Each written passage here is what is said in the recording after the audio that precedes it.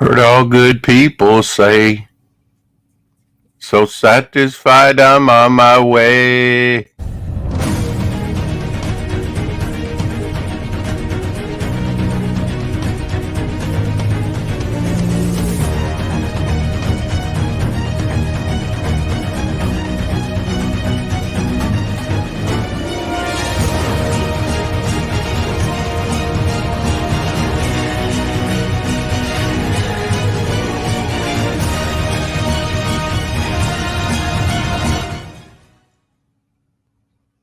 That was so good, I'm going to play it again.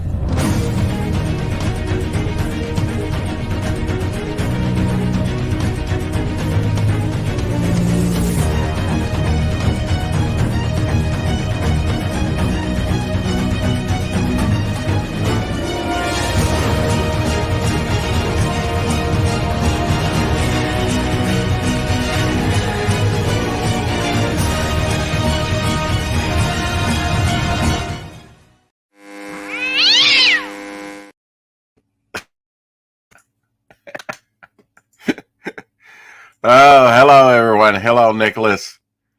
Hey, you Fanta. Grim Adam in the house. Yo, everybody. Yo, Adrian. Getting started a little bit early. Why not? Why not?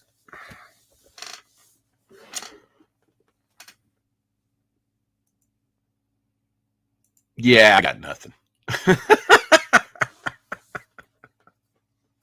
Pause for effect.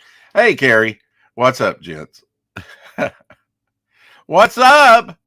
Why this?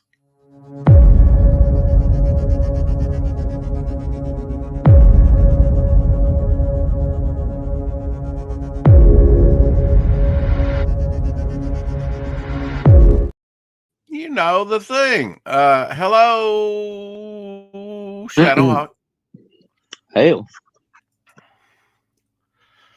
Hell to you. Yeah. What's up, brother? What are you eating? Nothing. Nothing? Oh, okay. Just got done. Oh, okay. Still licking your chops. I see. Oh, sorry. No, did you have a good meal? No, I just had a quick piece of pizza. Thank you. Did you have the blueberries? I did indeed have the blueberries, and even got adventuresome, Shadowhawk, on the put some corned beef and hash down, and then I poured the blueberry pancake mix over the one side, let it cook, and then I flipped it. It's not too bad. I know, strange combination. It'd be the same with pancake. You really can't taste the blueberry. So whatever. It's all going the same place. That's right. It all gets mixed together in the end. What pizza did you have, Shadowhawk? Carrie wants to know. Oh, just Domino's. Quick pickup on the way. Wow, Carrie says a bit emotional at grocery delivery guy thinks it's okay to yell in women's faces. Ooh. Wow. Wait, you didn't put blueberries with corned beef and hash, did you? Well, it was in the pancake mix. As I said, I got about a cup of the water that had the blueberry goodness in it as they reconstituted, because it was dried. I want to say cranberries with blueberries. Hey, Levi. Hey, Levi. How's it going? Good. How you doing? Not too bad. How was your day? It's going well. Yeah. Trying to get on the right screen here. Yeah, well, I think you've done it. Yeah. Mm-hmm. So how are you guys doing? Oh, pretty good. Just got in from work, had a quick snack, and we're ready for a stream. Yeah, nice. Yeah. I don't know. Is that an abomination before God, Levi? Probably not. It's probably lawful to eat it, but it may not sound good to everybody. I like the strange combination of things. I put down a little bit of canned corned beef and hash, and get it cooking there. Get it all greased up good. Nothing sticks, right? From the oils, and then I poured pancake mix over it. Yeah, it had a little bit of blueberry tinge in it, but I don't think there was actually blueberries. They're like the last to come out. That's when there'll be a lot of blueberries in there. But yeah, and then flipped it, so I had my pancake and corned beef and hash. I don't know, all in one. What do you think? Sounds good. Yeah, doesn't sound bad. Yeah, I thought I'd try it. I just thought I would, you don't know until you try something if it's going to work. Could have been a disaster, and the pancake not get fully cooked. But Have you ever had a cowboy casserole? Real similar. Ooh, you weirdo, Carrie says. What's a cowboy casserole? Everything mixed in? It's pretty much just like that. It's like barbecue beef with beans and stuff like that, and then your cornbread cooked on top of it. Oh, Yeah. there you go. Yeah. So it's something Cookie would have made you when you came off the trail, right? Right. Yeah, herding cattle. Well, often you would crumble up your cornbread into things, right? I mean, anyway. Chili. Oh, yeah. I always Yeah. like cornbread with chili. Mm-hmm. Don't judge most America's Carrie by me. I'm kind of strange, and I like to try some new things, just to see if they'll work sometimes. It's all right, Carrie. We're all strange. Yeah. Hey, my wife, she eats Good thing you banana, called us. banana Go ahead, sandwiches. Levi. Isn't Carrie the one always giving Doc grief about the banana sandwiches? Yeah, with mayonnaise. Yeah. Ooh. And my wife loves them. Oh, God. Yeah. Wow. I don't insult your meals when you eat what you eat over there. Us Brits don't have gross food fetishes. Oh, come on. Oh, come on. Right. Hey, good stuff. All British food is kind of gross. Shadowhawk, have you tried to make Yorkshire pudding yet? Carrie wants No, to. I have not. Had not had the time nor the chance. Carrie, maybe this weekend. Levi, wow, wounded. I don't I do have the rest. to Doc all the time, she says in her defense. Right. Pass Master Dan in the house. How are you, sir? The master el pasta. I Hey, believe good stuff's here too. Hey, good stuff. Good stuff. I watched Pos Master Dan's 2 videos he had up on his YouTube channel. He's got quite the collection. I take it, Pos Master Dan, you had your own comic store at one time. Carrie says that smile was like you don't believe me, Levi. You do have a nice smile, though. Thank you. Thank you. A toothy grin. Yep. Right. Yeah, you don't know till you've been in the business, do you? I mean, if you're a collector, it's different to be a collector, but it's even for a short time, that was good, valuable information about how a comic shop runs, to have a comic shop, even for a short time. My collection and old store stock back issues. Yeah. I mean, the good thing about old store stock issue is often you would wind up with stuff you regularly wouldn't buy. Some of it turns out to be good stuff that, ran under people's radar at the time. I would say first appearance of Harley Quinn is one of those. And I actually got that in an old store stock. I bet he gets away with lots with that smile, Carrie says. Ethereal Dragon in the house saying hi to all. Hey, yeah, kind of the subject today. And yes, we have a subject. Sort of putting down roots. That's kind of something that came to mind with my character of Bog, sort of my Swamp Thing or Man Thing type character, right? Throw in a little Xavier. He speaks telepathically, so throw in a little bit of that into his brain. Allowing no one to limit your imagination, Levi. Often, writers do with the limitation of pencilers or inkers or colorists or anything along the way. Anything can kind of trip you up.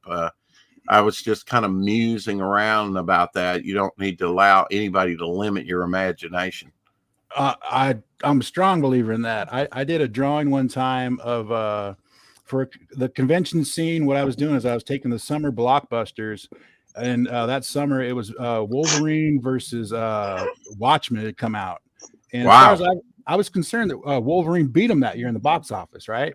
So Right. I created this pinup where Wolverine was beating Dr. Manhattan, right? And people would get upset, like, that would never happen. That would never Yeah. happen. And I'm like, this is comic books. Why are you limiting yourself to be like, oh, Wolverine would never beat Dr. Manhattan?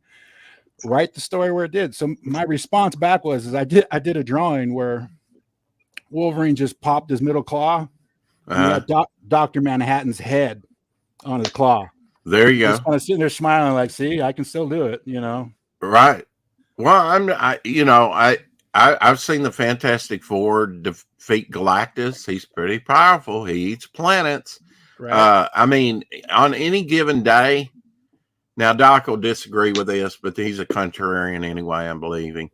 The Tick is his superpower. His downfall is he's kind of stupid, according to Doc, if I'm phrasing that right.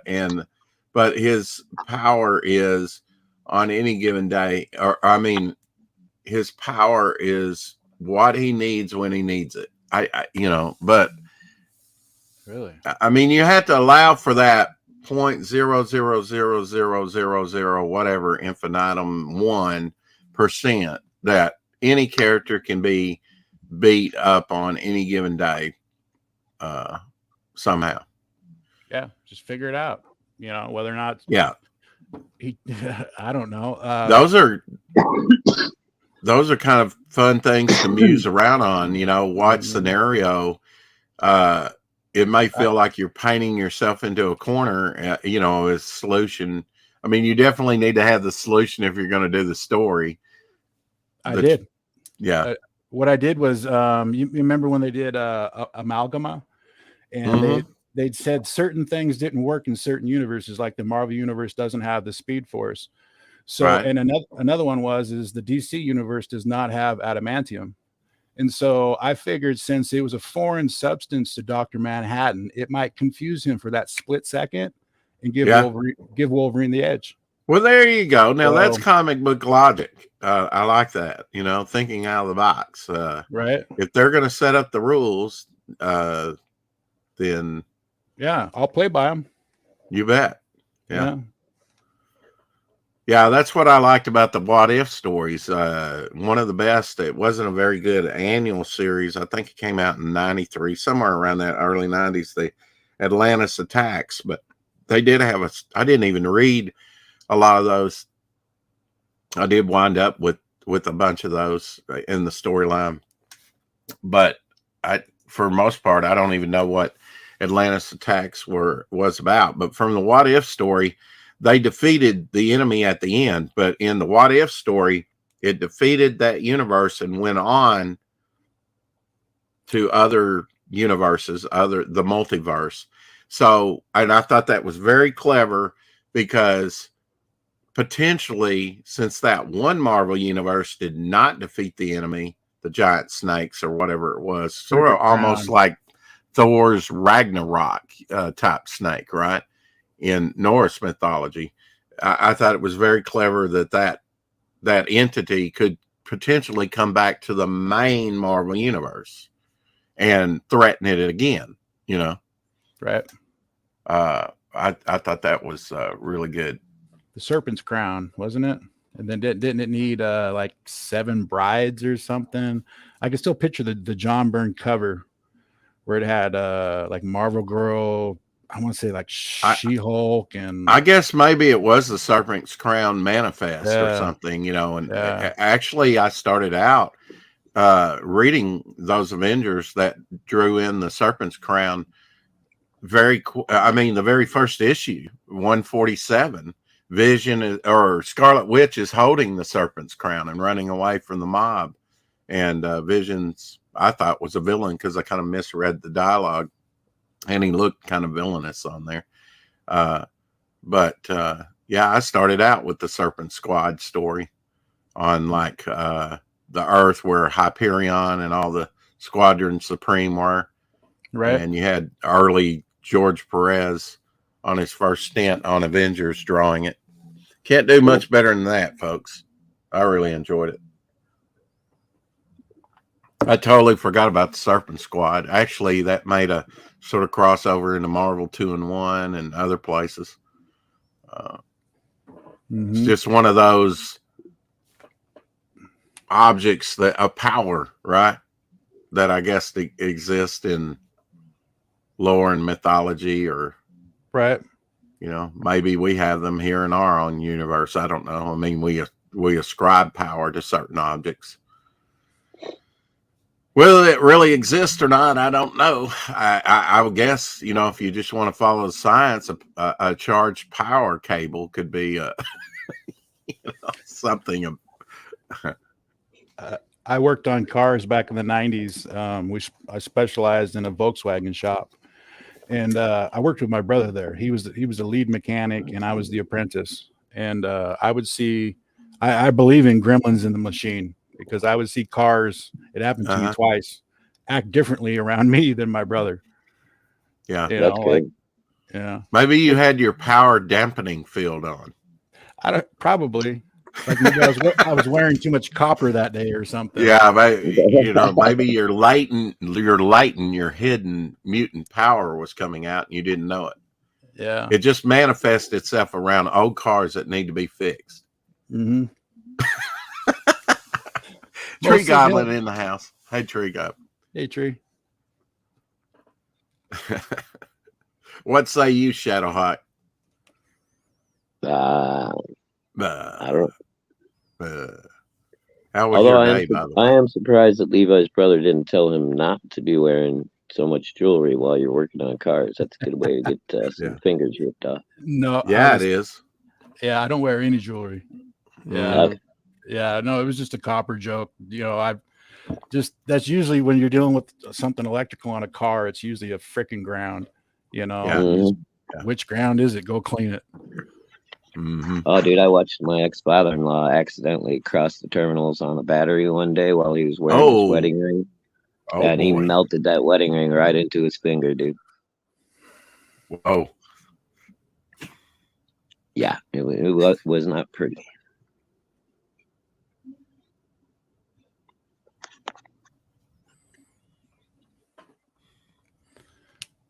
So I did pull a couple of things out. If you guys want to see them. Excuse me while I whip this up. We'll pull it out and put it on the table. There you go. Put all your cards on the table. Oi, oi. Yeah. I talked about this one. Is why I pulled this one out, because I talked about it already. This is one of those ones where I was talking to the artist or the inker about texturing, right? Mm-hmm. And he pulled this one right out of the file for me, the Ray Schneider. And he's like, nope, you need to buy this one. So it ended up being, you know, it's like it's page one. It's like, holy crap, that's the splash page.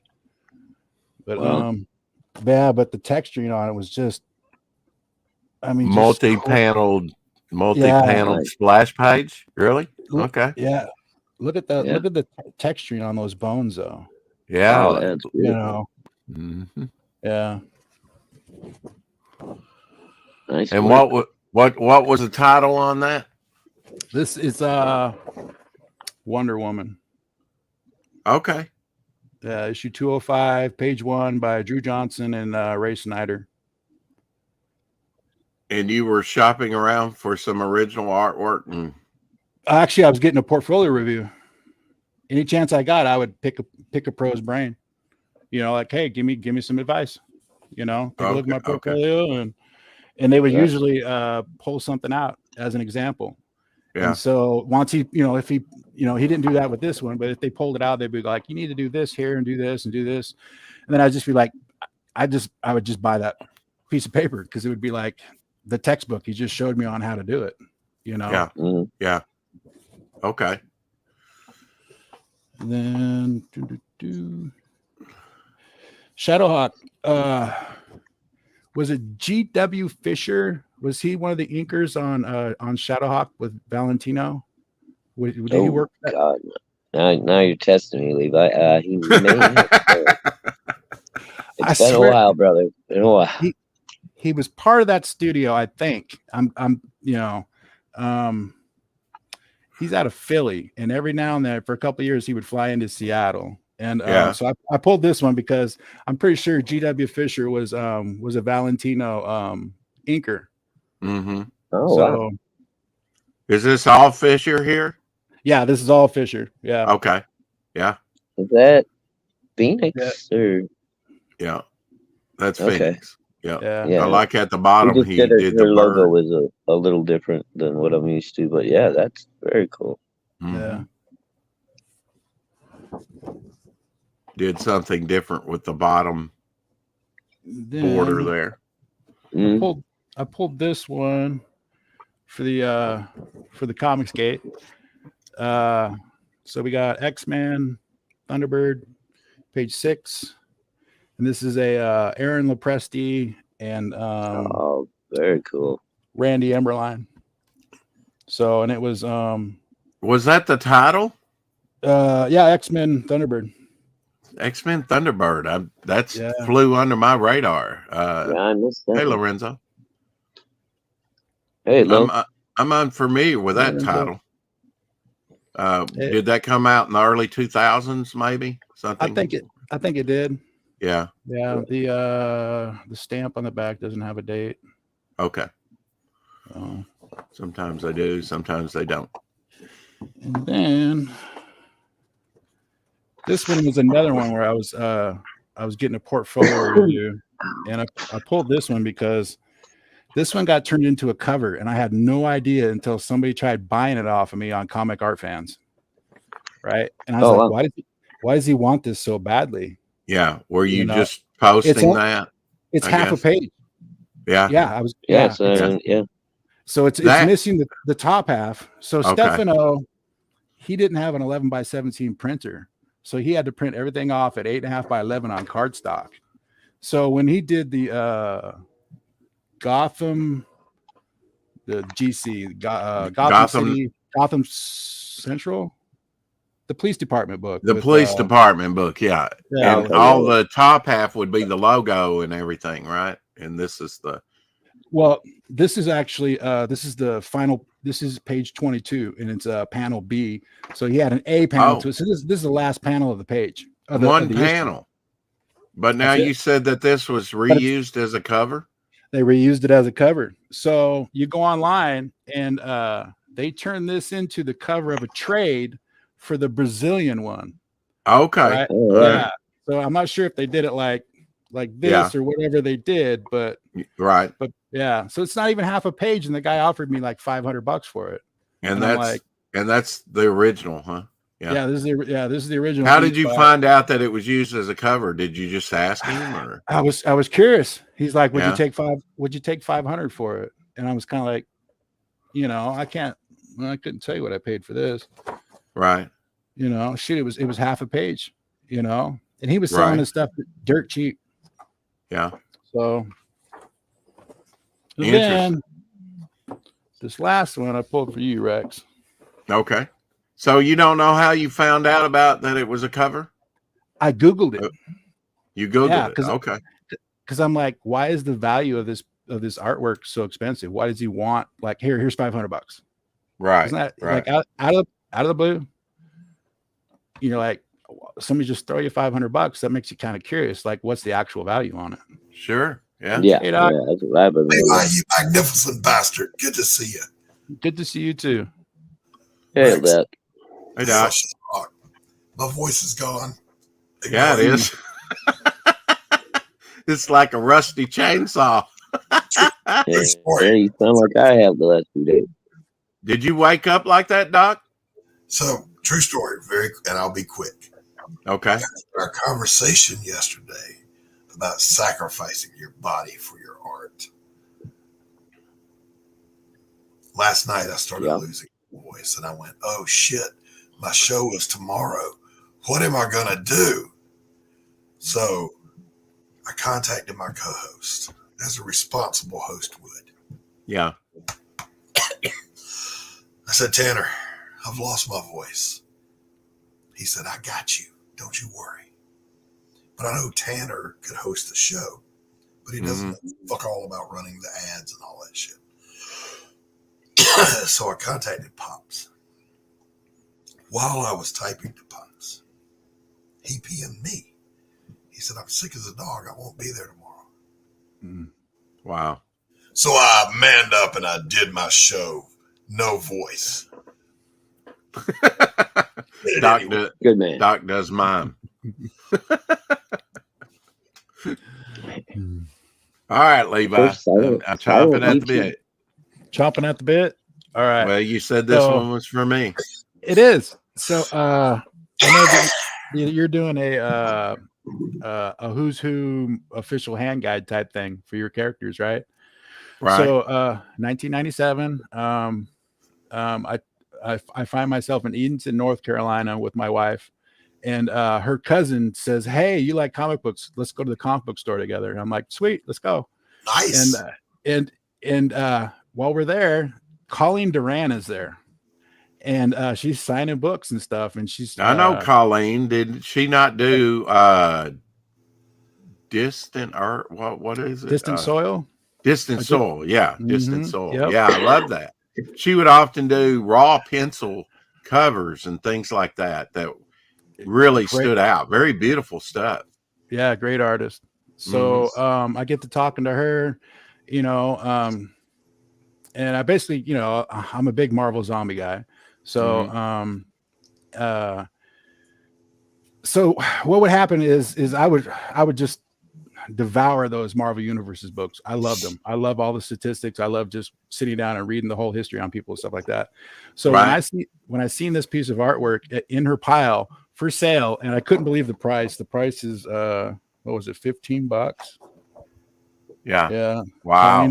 Colleen Duran, Joe Rubenstein. So Wow. so I'm like, yeah, I'm not, I bought this piece of artwork and she signed it to me, and it's the coolest one for me as a kid of the 80s. The Beyonder. The Beyonder. Yeah. With Yeah. that 80s garb. Yeah. You got the Jerry curl going, the tracksuit. With Right. the face, it looks a lot like, and this segue's good. The face looks like John Romita Sr., and today would have been his birthday. Oh, nice. That's really got a Romita feel to it. So this was used for one of the Yeah. So updates. this was so the Marvel Universe, the B issue for Beyonder. Wow. I think it was the second series, the one with the John Byrne covers. Yeah. Yeah. Mm-hmm. Yep. The Beyonder. Interesting. Yeah, I don't know where I fit with the Beyonder. I just had to reread that stuff. I did notice that they did a facsimile to Secret Wars #1 that's out right now. I guess they're going to hit every key issue at some point and do facsimiles. Mm-hmm. You've been able to draw? I Wait. thought it was Jim Shooter. What did you think was Jim Shooter? I know Jim Shooter drew. Oh, you thought the drawing, the character was Jim Shooter. Look at his chest above that, Rex. All right. Yeah, are there acne scars? Yeah, there's definitely acne scars on Jim Shooter. Yeah. No.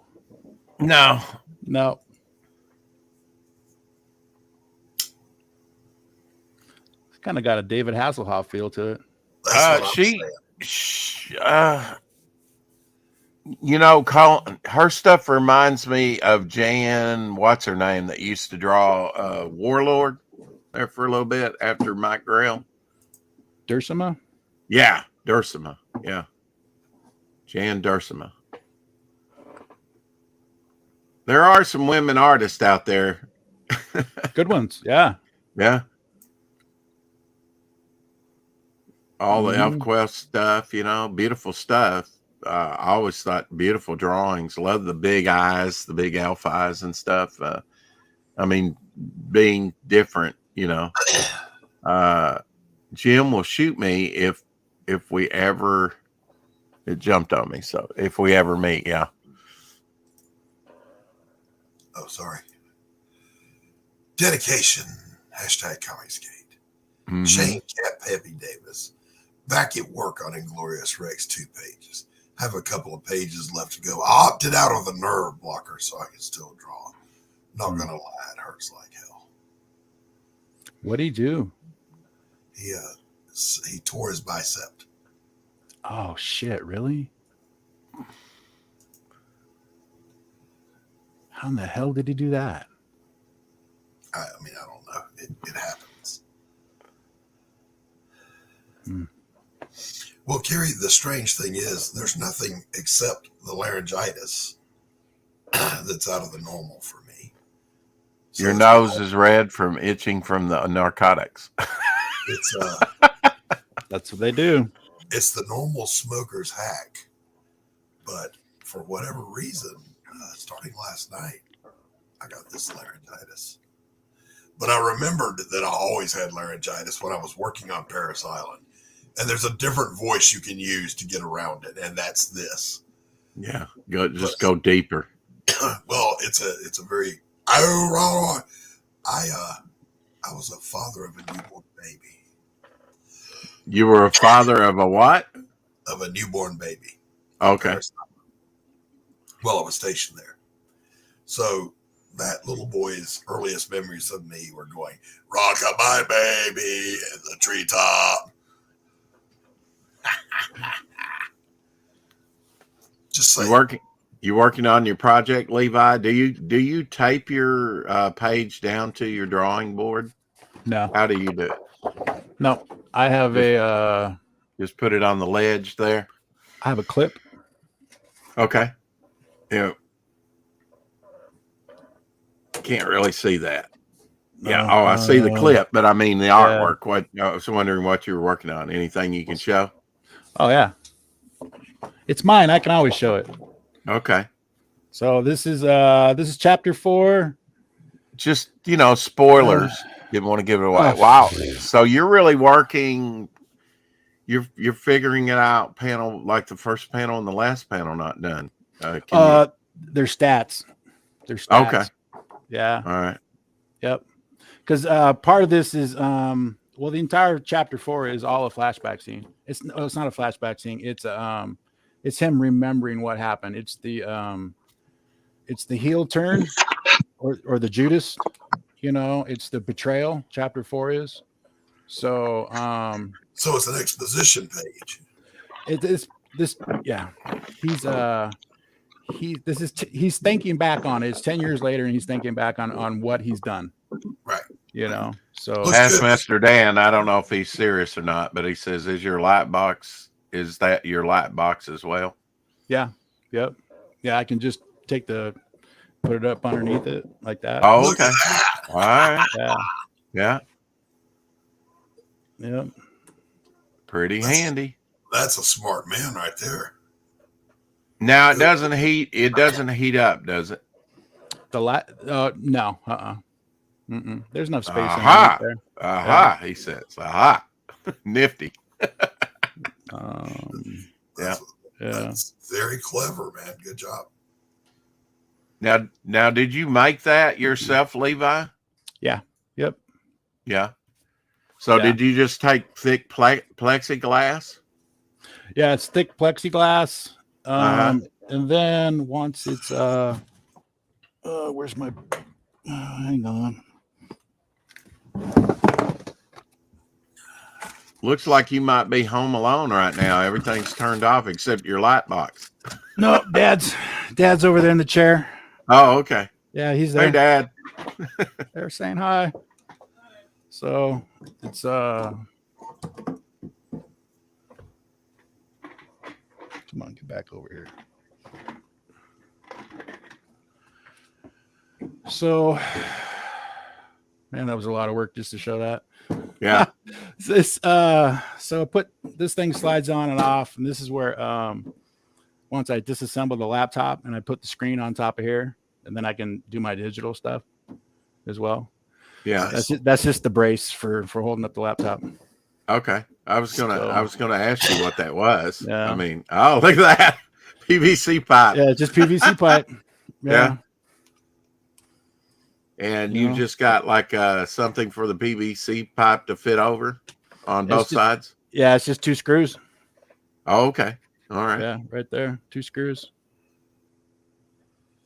Yeah, just slots right in, click. That's a man finding solutions. Yeah. Get it done. That's some basic carpentry there. What'd you use? 2x4s, plexiglass, and sort of rip the 2x4s to fit the plexiglass in, slide it in? Mm-hmm. The plexiglass just sits right on top of it. Yeah. So what kind of lighting you got in that? None. It's just all this. Oh, it's that. Yeah. From above. Yeah. Okay. Swing around. All right. Yeah. Wow. Okay. That's easy. No wonder it doesn't heat up. Yeah. That's actually just use it like a window. Wow. Mm-hmm. Yeah. Yeah. Yeah. Pretty cool. Thank you. Yeah. Easy solution to hard problems. Welcome to Easy Solutions to Hard Problems. Starring Levi Skeen. Get her done. Get her done attitude. That's right. Yeah. Doc, can you say get her done without losing your voice? Get her done. Oh, me.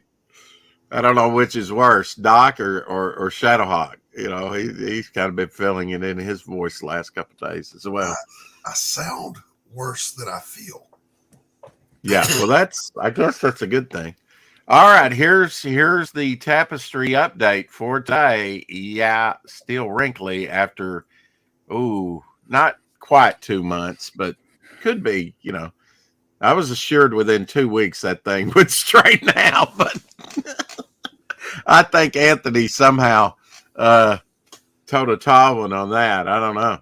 Well, no, I mean, it's true in his studio. But again, if you look, mine is not bearing its own weight. It's resting on that 24x36 piece of plywood that I'm going to paint on.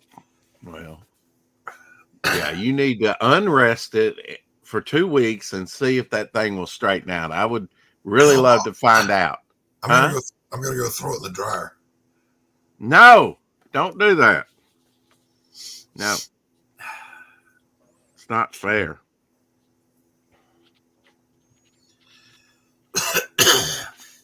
Making myself a note here. So I need to get busy on that tapestry. I'm going to have it on the campaign.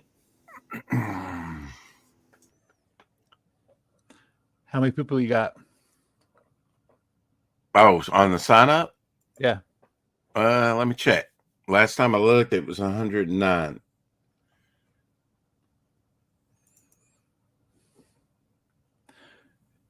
And wasn't it Doc? Weren't you saying that it's 40%? Yeah, he was saying 40%. Typically, generally, typically, yeah. But the speed at which he gathered that many signups tells me there's some enthusiasm there. So I suspect it'll be more. I hope so, Doc. I hope so. I'm going to step away for a minute and see if I can find some chloroseptic throat spray or something. Okay. Checking every old medicine cabinet in the house. So what page are you working on? This is for your book? This is page 9 of chapter 4. So I think last time I was on page 2 and 3. So page 9, chapter 4, basically the second graphic novel or 64-page issue. You know, was it you that told me you work about 14 hours a day doing that? I do work a long time, all day long. Yeah. It's all I do. So, well, I knew Luke Stone, you know, he told me 15 hours. It blew me away, but I was thinking you told me 14 or somebody told me 14. I was like, wow, Okay. Yeah, it's I don't all know if us that was you or not, but all us disabled guys that can't do anything but this. yeah. You know. Well, you do it well. Thank Hey, you. Anthony, you're absolutely can join us if you want. Link is in the chat up top.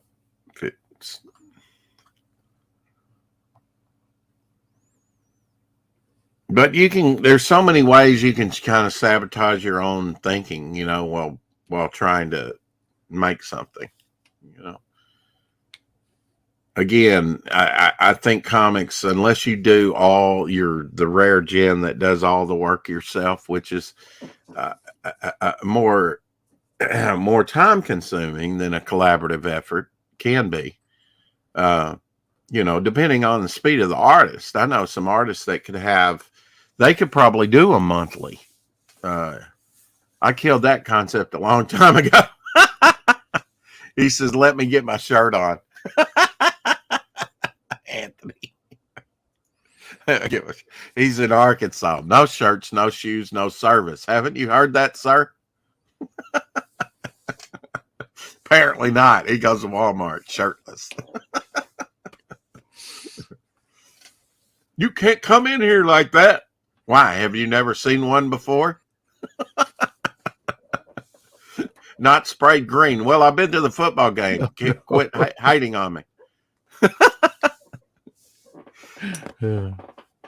But I still have curlers in my hair, he says. Yeah, just don't go out in a lightning storm if they're metal. I doubt they even make the metal ones anymore. They're all plastic. If you're real poor, I guess you could use, if you reinforce them, maybe toilet paper rolls or towel rolls cut, to get inventive, in the South. Curlers are heart. Yeah. Are you drunk, Rex? No, I'm not drunk. You'll know it when I'm drunk. I probably won't be on here. Or have a chair stream and I'll be like this. People will think I'm stroked out. Hey, how long did you watch that Dale Keown stream? No, I heard about it. Yeah, where he received about 600 new subscribers because of his chair stream. Yeah. I went and looked at it, and I started fast forwarding it for a bit. I mean, because it was like, holy cow, I couldn't believe it. Yeah. Well, I did a marathon and slept for about 30 minutes, and they were getting worried about me because I didn't move. I didn't flinch or snore or anything. You fallen asleep too? Well, I did on a 30-hour marathon. I think I did for about 30 minutes. Wow. I didn't move. I was like here. I was just like out. Had a big panel on too. They could carry on without me. Yeah. I mean, I had to have another marathon, but it would probably be after the campaign. I'm not even considering anything like that right now. Well, you should do it in October and celebrate the 24-hour challenge. Comic book day. So the 24-hour comic day challenge. Yeah, make a comic book in 24 hours. Yeah, or just stay up and stream or something. Yeah. Have people on that's actually taking the challenge. Yeah, it's always, as far as I know, I haven't done it in years, but it was always the first weekend of October. Who needs curlers when you have a beanie? I'm covering them. No, there was a line in the Kelly's Heroes. And where they're like, all right, boys, we're leaving. He's like, but I still got curlers in my hair. I always like that. So now, who did that? Was that Donald Sutherland? Donald Sutherland, Clint Eastwood. But okay, yeah. And the comedian that introduced Don Rickles. Yeah, he was in that. Yeah. Have you guys? I got some stuff out. I was on John's Long Box last night. And so I got out some of my old collectibles and stuff like that. This one I haven't had that long. It's actually Jim Starlin cover and interior artwork. Before he came out with his professional stuff, like a year later. This is like, this might be like the Texas Trio. He put out some fanzine sort of comics, and he just signed it Star, not Starlin, but just Star there. But that's a Jim Starlin cover with early Jim Starlin interiors. Oh no! Oh! The reason I don't have this in anything, it's one of these odd size, larger than life, you know. Here we go. You'll probably see some Starlin faces and Zipatone. But this is one of the things I showed, and showed some oldies. You know, here's Variety Comics. I don't have this dated number 2. It does have his second appearance and cover appearance of Captain Valiant. I don't know if he's public domain or not. But from the early 40s. Variety Comics, The Spice of Comics. It's kind of interesting. What are you guys talking about today? Well, kind of the subject today was allowing no one to limit your imagination when working on a project. Yeah. Yeah, I've had been blessed in that too, where it's like all the people, they've kind of let me roll with it. Oh, I was saying hi, I was trying to say hi to Past Master Dan in the chat. So hi, Past Master Dan. I couldn't put his handle in the chat for some reason. Oh, okay. Yeah. Yeah. He was saying Kelly Savalas was in that as well. Yeah. Who Loves You, Baby? Yeah. On right, Kelly's Heroes. I love that. Yeah, I love that movie. Ethereal Dragon says, I don't need curlers. I just have to let my hair grow out past 6 inches.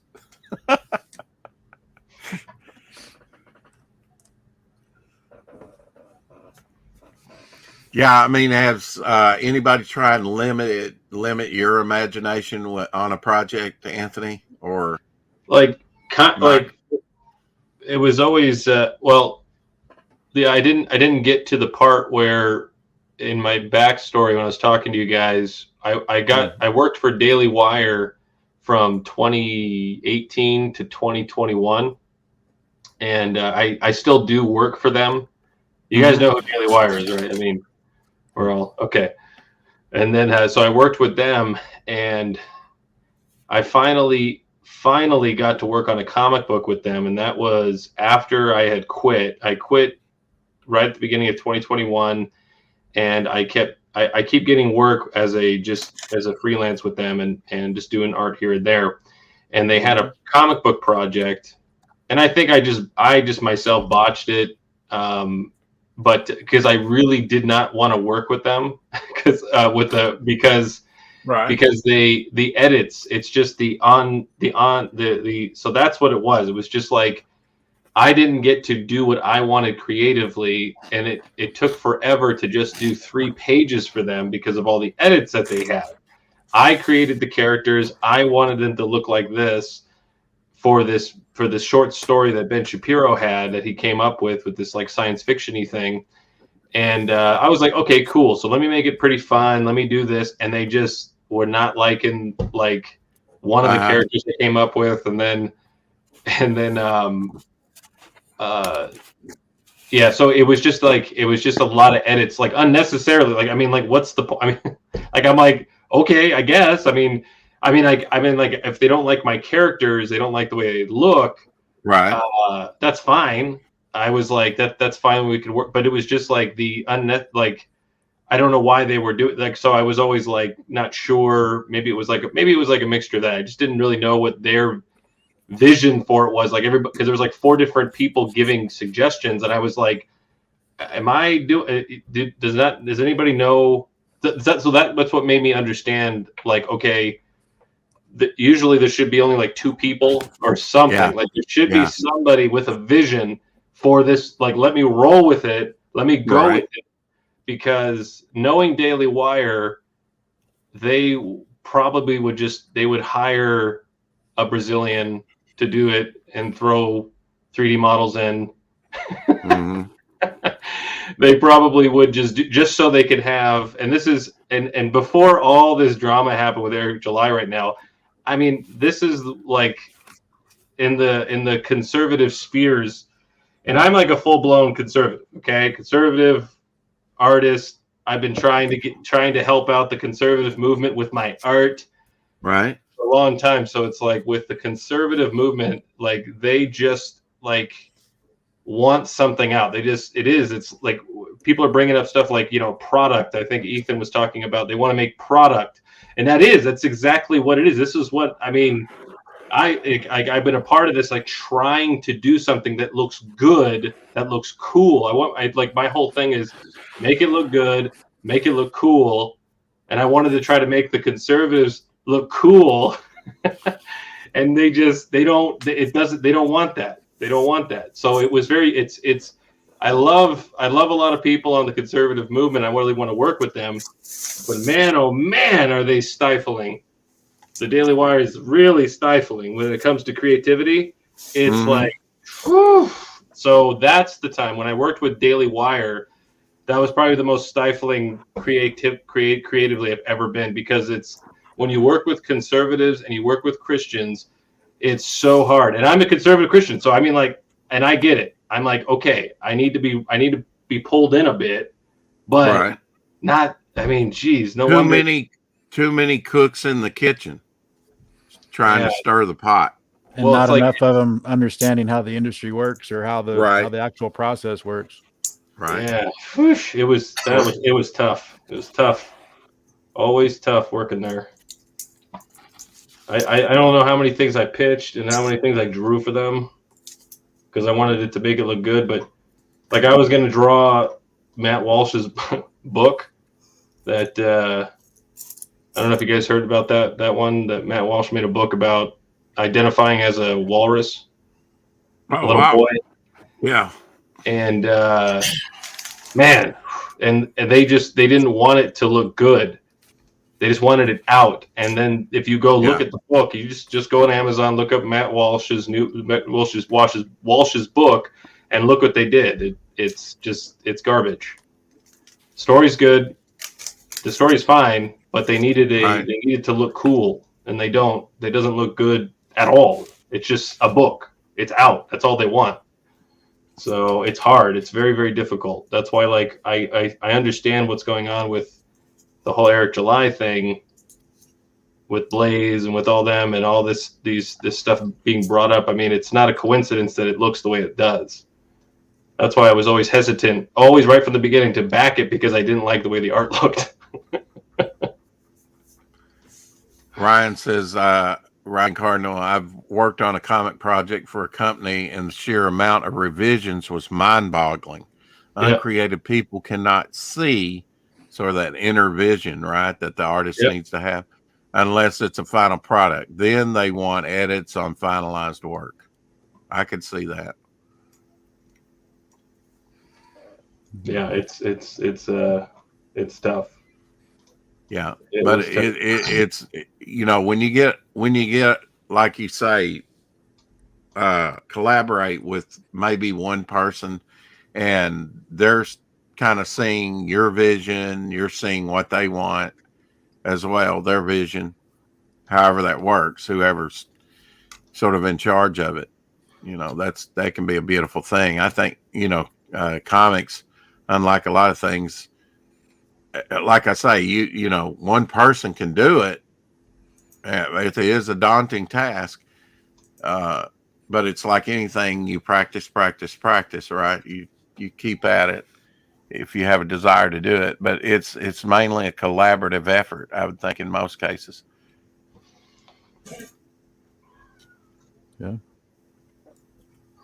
Yeah, it's it's like I never really knew what they wanted. So it's that's why I like working. Like Chuck lets me do whatever I want to do. And I'm always expecting, because I worked with Daily Wire for like 3 years. So like when no one gives me edits, I'm so relieved. You don't understand. Like I'm like, it's so, I'm thinking like I worked with Graham Nolan, and I worked on some stuff with him with his covers for Joe Frankenstein. And I was expecting to get edits, and he's just like, looks good.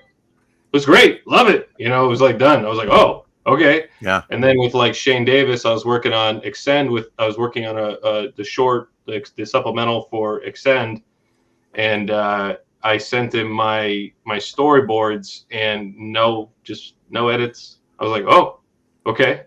And then and so it's just been like that, because I know I'm good with layouts and stuff. I know I'm good at it. And then when you just get it confirmed, like it was like, but I'm always expecting like, what are they going to?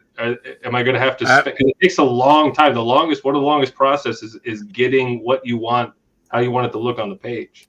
Like that's for me. I'm like, I agonize over every panel. Right. Well, I've had artists come back and say that too. You know, Ryan was one of those. He would say, "I just give him a thumbs up or something like that. Looks good," and he'd just continue on. And I knew whatever, you know. I mean, having confidence in the artist is, you know, as a writer or someone who has a vision of what you want is important, you know, and having the confidence in that person in selecting that person is key. My boss on that project was on a 6-hour Zoom call with the two people spearheading the comic. They spent the entire time discussing the size and height of a door in 3 panels. My boss was livid. Yeah.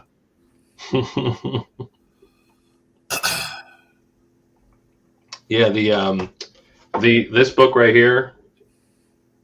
You ever heard of this? Probably not. If anybody in the chat knows what this is. I bet you Ryan Cardinal might. He knows.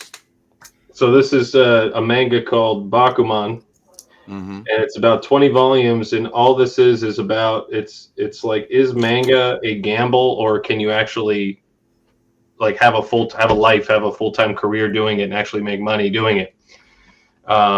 So it's about an artist and a writer who collaborate to make manga, and it goes over everything that from the formula that makes a good manga, that makes a good Shonen Jump manga.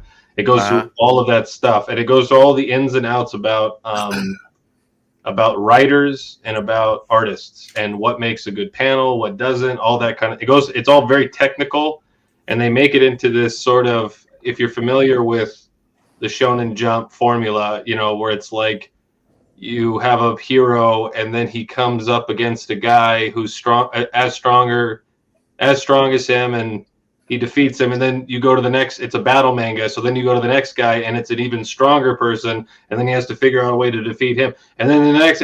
It just keeps going up. It's like that, and it's very really well made and written in that such a way where it's just people writing and drawing, and then you make it into like a really expressive, dynamic battle of your mind and what you're going to put on the page and how you're going to get the votes and all that kind of stuff to get you. So make sure you don't get your manga canceled. It's kind of like very funny and like, yeah. It's kind of like the Bruce Lee movie where he's traveling each level, going higher and higher till he reaches Kareem Abdul-Jabbar. The tasks get harder and harder. And it goes through everything. This was made back in like way before AI was even made. And there's a whole chapter about creating artificial like manga based off of a bunch of collaboration of like 40, 50 people who make the best manga.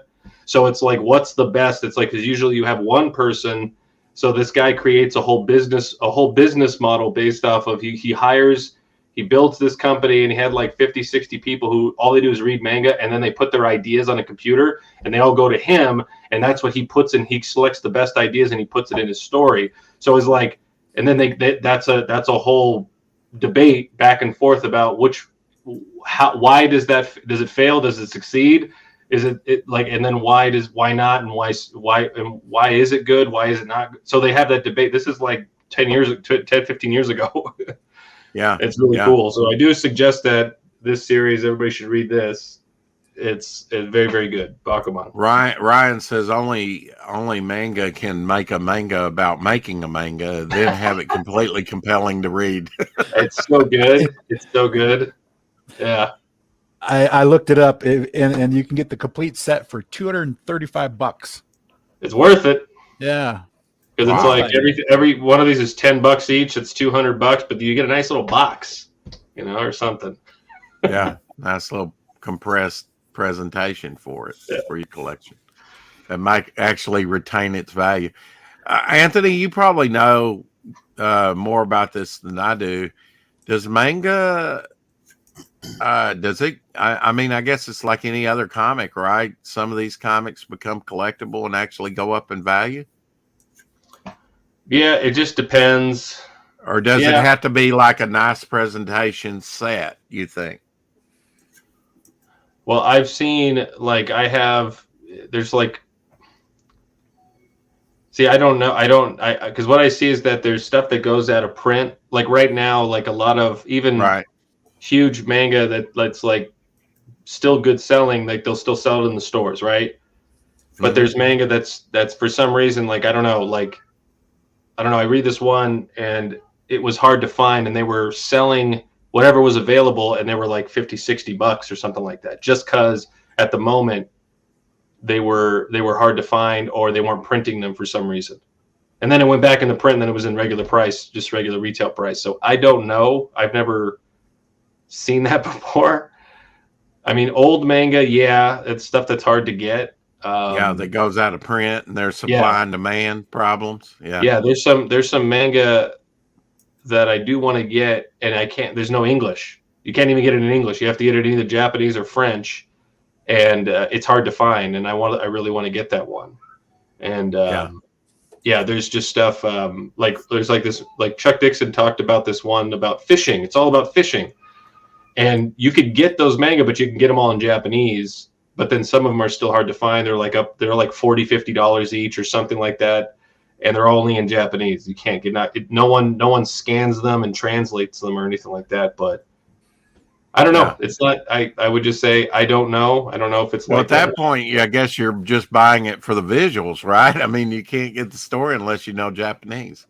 Yeah, there's like this one here where there's an American guy, Adam Warren, I think he's like a manga / American. Okay. Yeah. So there's this right here. So it's called Mitsushuya, whatever this is. And don't cuss at me. Yeah, I know. And I don't want to show it. I'm trying to find something where it looks exactly like this guy, the way this guy draws. Oh no, I can't show that. I like your beanie, by the way. Why? You got nudity in there? Yeah, it's a little bit here and there. An artist porn. I got it. So you see that right there? The lips. That's just wild. So you see like the lips on this one. This is Adam. This is okay. So this artist specifically is who influences like Daniel Warren Johnson. Is that his name? Yeah. James Herron. And has a lot of influence from him, and then also I said Adam Warren, and you cannot find these anywhere. Like there's no one scans them, nothing's online, nothing. Can't do anything, and like you have to go to these Japanese stores or something. And like this one right here, like this is his old stuff from like the early '90s, probably even '80s, I think as well, compiled. And he went in and like kind of edited it and stuff, and so let me just find something. Looks like Pokemon art from the cover. So here, like that. Just a great visuals, fantastic artist. Just like, and then I just always very, very influenced by this guy, and it's all just so. How this so, is, Anthony? How so? How does he influence your artwork? Just it's his like layouts or what? it's the movements, like movement, the effects that he does, and the movement, the dynamic panels and stuff. See, like the movement and stuff in this. There's a lot of just for like these little panels here. The way he does silhouettes, his line work. Nothing's ever static; it's always in motion. Yeah, and there's another here, like a fight scene. Let me just go here real quick. Just the effects that he does on everything. Like, hold on. Is that standard comic book size or trade paperback size? It looks like it is. This is the manga size or whatever, or it's a little bit bigger from it. So this is the standard manga. This is it's a little bit bigger, just a little bit. Yeah, but anyways, a little bit taller. Just a little taller. Ryan says if you are trying to collect manga in its original release, it's a quest and near impossible. Yep. See the effects. Like there's so much exaggeration in the effects. Yeah. And it's great. It's just great. What type of main character is this? Is she? I don't. You don't know? Oh, because you haven't read it, because it's in Japanese. Exactly. I got it. No idea. Levi's laughing. Yeah, I just look at the pretty pictures. And that's it. That's pretty much it. But now I found out that you can. I just found this out. I didn't even think about it. Google Translate. You could take a picture, and it'll translate the page for you, like everything. So you can. So now I can sit there and read it, but you got to sit there, take a picture, let it load, read it, take a picture. It's just tedious, and I have not done it yet. I don't think I'd want to do that for a whole graphic novel. No, I do not. Yeah, especially as big as some of those things are. I'll just look at the pretty pictures. Yeah. Right. So what I do is I'll just so then I bought it, and then I'll just go to the scanlation. But then this one's not scanned, so I can't. So whatever I buy, I try to find it, but I can't find it anywhere where it's scanned. No one scanned it up. Here's a question for everybody. We'll start with you, Levi, since Shadowhawk is muted. Are you there, Shadowhawk? I'll give him a shot. Which is more important? And I know this is an unfair question before I even ask it. The art or the story, since we're talking about pretty pictures? Well, comic books is a visual medium. Yeah. So you would say art primarily? No. It's also comic books are a collaborative medium as well. It takes several people to get something good. Critical Mass by John Byrne, G.I. Joe issue 21. That's no dialogue. Yeah. You could even say his Alpha Flight Snowbird, but although it's just dialogue. So I did a joke about that in my 24-hour comic. I had John Byrne crash my 24-hour comic event in the story, and I started a 24-hour comic book contest against John Byrne, and the very first pages he turned in were 5 pages of Snowbird battling in a blizzard, battling. Yeah, they were completely blank. Yeah. I love that story. Ryan Cardinal says, for example, Akira released in Akira. Then you say it like you want. Everybody says Akira. I want to be different. Don't stifle my imagination. 1982, number 24, the first and second and final episode comics 3 set is going for US almost 2.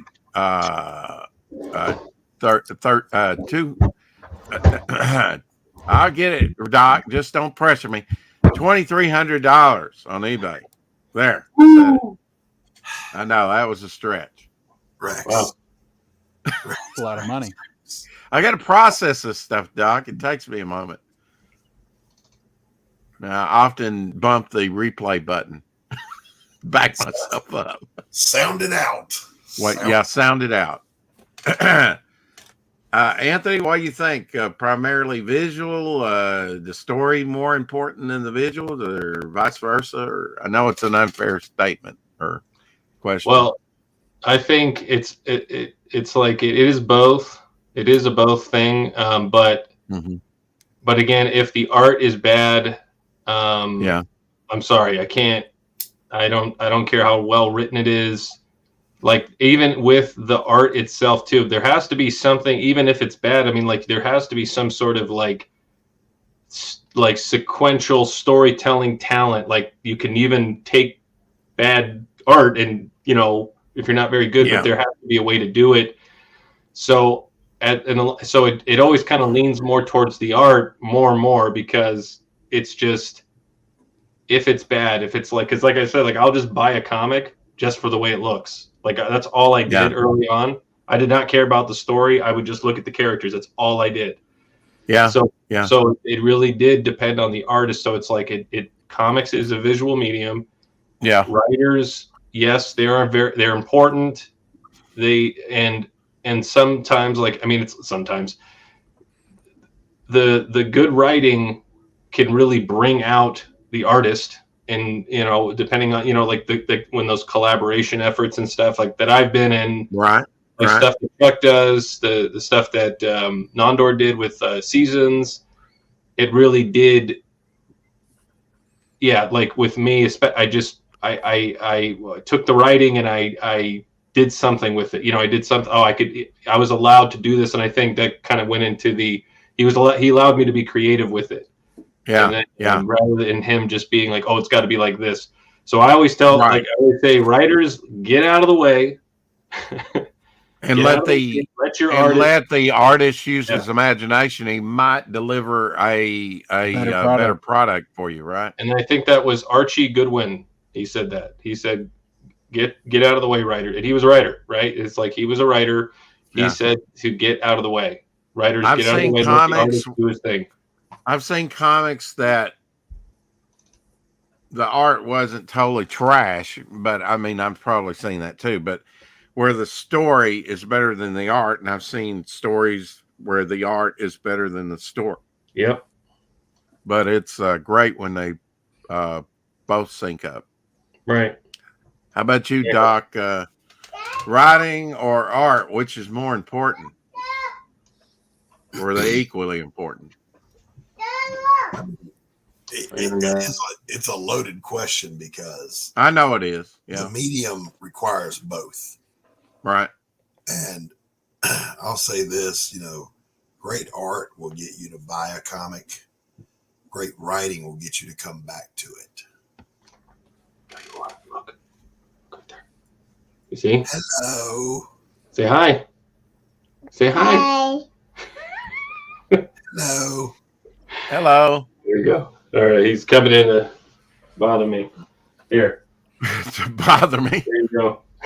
Well, you know, Doc, in the early 80s, there seemed to be that debate, you know, when Claremont and, I mean, when the superstar thing started to erupt, you know, and the direct market started to erupt, and some of these older artists were getting a light shined on them again through reprinted material and other stuff. But there was, you know, in the early 80s, the vibe I got was, you know, through especially like the X-Men, that was a mega hit, and other books, but especially the great Claremont, John Byrne, and Terry Austin collaboration. The focus became more on the writers. The focus became more on the art and the inkers and things like that. And then I think when they were doing some exciting new stuff in the early 90s with digital coloring, the focus kind of shifted to the colorist, you know, to a certain degree. You know, I know that kind of comes and goes. There was a almost binary in the early 90s when Image and Valiant were out there. If you wanted story, you went to Valiant. If you wanted art, you went to Image. Yeah, yeah. And from what I've seen in documentary, since Valiant Jim Shooter didn't have control over that. He wasn't the main guy over the financial reins and the company. He wanted to do the superhero stuff first, but they put so much money in the failed Nintendo comics that they first came out with. It didn't leave the extra money. They had the writing, yes, but they didn't have necessarily the cash pool that some of these other companies did at the time to hire some of the talent that they wanted. Let's put it that way. When it came to art, although they did have Steve Ditko work a little bit for them, they had Bernie Wrightson work for them, or Barry Windsor Smith rather. They did have some talent over there. Don Perlin, but maybe Bob Hall. I'm not sure. But I mean, there was if you've seen, they came out with good stuff. But I think primarily, if you had to look at a company, Valiant leaned heavily on the storytelling. Yeah, I would say even more so than the artwork. To summarize my opinion on that dichotomy, is to insert a third choice, and that is it should be always in service to the story. Yeah. Good words, good art, solid. You don't have to be the greatest artist in the world if you've got a great writer. Likewise, you could be a competent writer, but not the best. But you've got a strong artist, you can put out a good book, because a strong artist can tell a lot of storytelling, with his images. Mm-hmm. Look, you're scared Shadowhawk away, Kerry. I guess. He probably couldn't see the comment. I was getting ready to say something. Welcome to the show, George. George.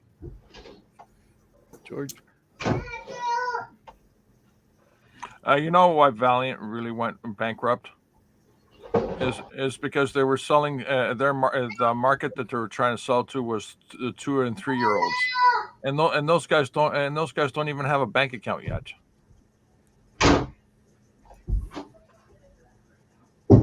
Oh, you mean with the Nintendo stuff, or yeah. Carrie says, "Don't blame me, Doc." There you go. Russ Leach, I noticed on one of his shows, or one show he was participating in, and said, I see a lot of emulators, of like Marvel, and I do. Clint Hilinski, Aaron Lopresti on the covers, they kind of have this Marvel, and I like that to a certain extent, to a certain thing, but he was being critical and saying, you're kind of emulating, where's your original vision? So that kind of got me thinking as well, along those lines, because I like a good tribute and homage cover, but I see it being used a lot, especially the Marvel Comics group banner, the Ditko box, things like that are just synonymous with Marvel. Hey, what works. And it does work well. I won't give you much pushback on that, George. But again, it's like, are we exploring new things? Are we trying to be the old Marvel or something new? Yeah, I see what you mean. I keep seeing that a lot too. I see that a lot with and it's just, now it's like we're at a point where it's getting overdone. It's used the same way everywhere. And right when I was like, oh, I like the way this looks, I'm going to do it this way. I'm going to kind of do an homage, and then but it's overdone. It's like, oh, okay, well, all right, put the thinking cap on, and then I just go to AI and no, I'm just kidding. It's like, yeah. Well, I mean, there's many solutions to many problems, right? I mean, you could do. I like the wraparound cover. Some people don't, but I like the wraparound cover because it affords you more space for design ideas. Incorporate the front and the back. but now you should be able to say everything you want to say within, 11 by 17 page. But right. I've heard, I think it was Claremont, he was talking about George Perez over delivering, his story. Yes, he wrote that, but George brought so many different layers to that through his artwork. In the early days, I don't even think that he could achieve that because he had progressed as an artist. This was some of his later work. He showed like a multiple layered stairwell, that led deep into the page. What story are you talking about? I think it was some Avengers affiliated story. I can't even remember, George. It's been so many years ago. But I could see what he was saying from that art example. That the artist took the words on the page and went above and beyond, what even the writer had envisioned for that particular panel.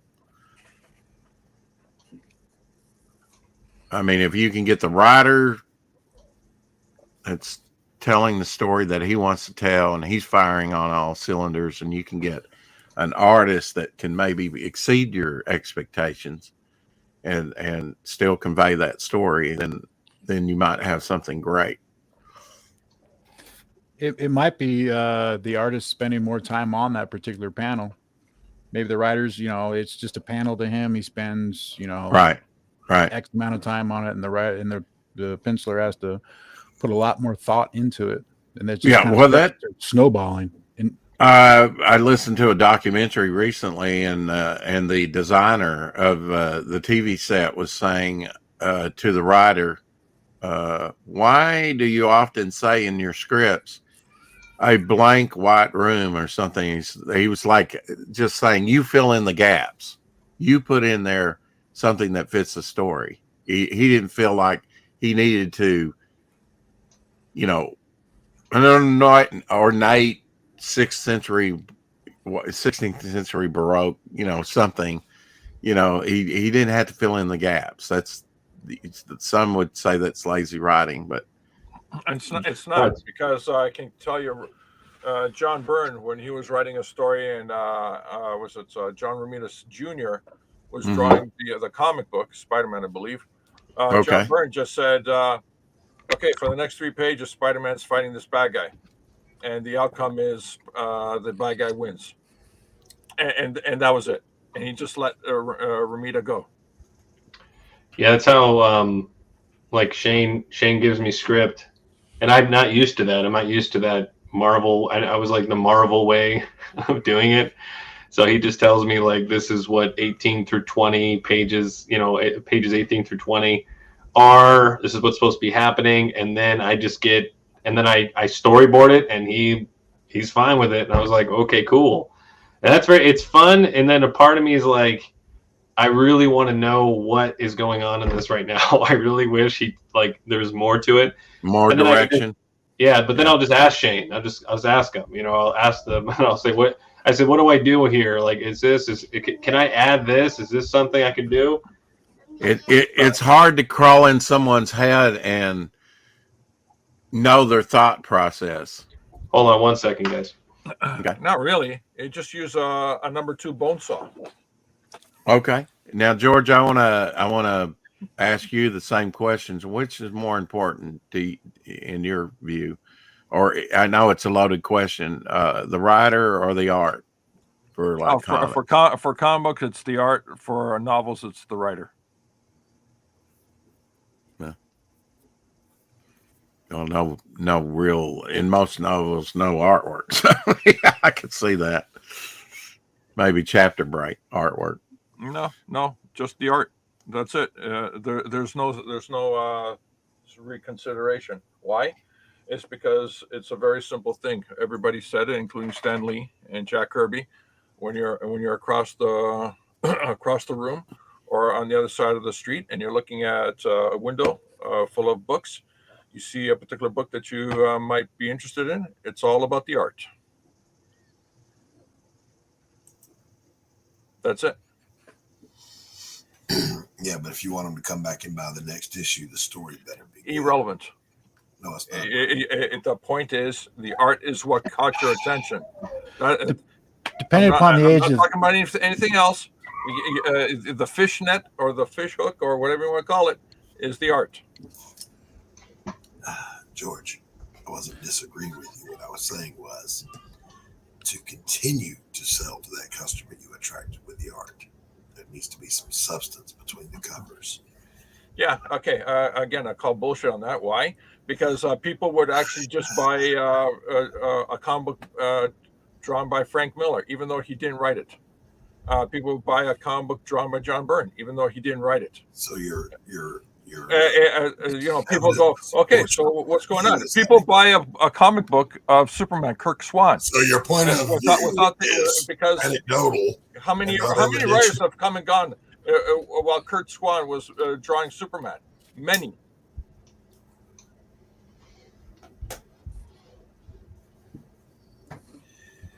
George, anecdotes. I already proved my point. What are you gonna say? What you gonna bring, boy? I'm trying to say it, but you continue to hold your word hole open, and a big bucket of dumb keeps falling out of it.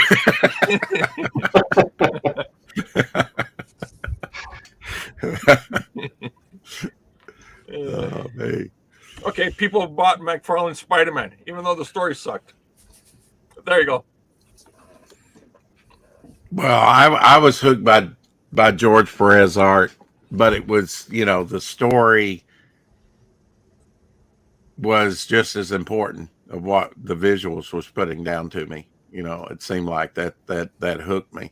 But now I will say that me knowing nothing about comics, it was the Perez artwork that drew me back to get the second issue after that, the next issue. Let me put it another way. Little kids bought Superman with and they loved looking at the pictures. They couldn't read the comic book.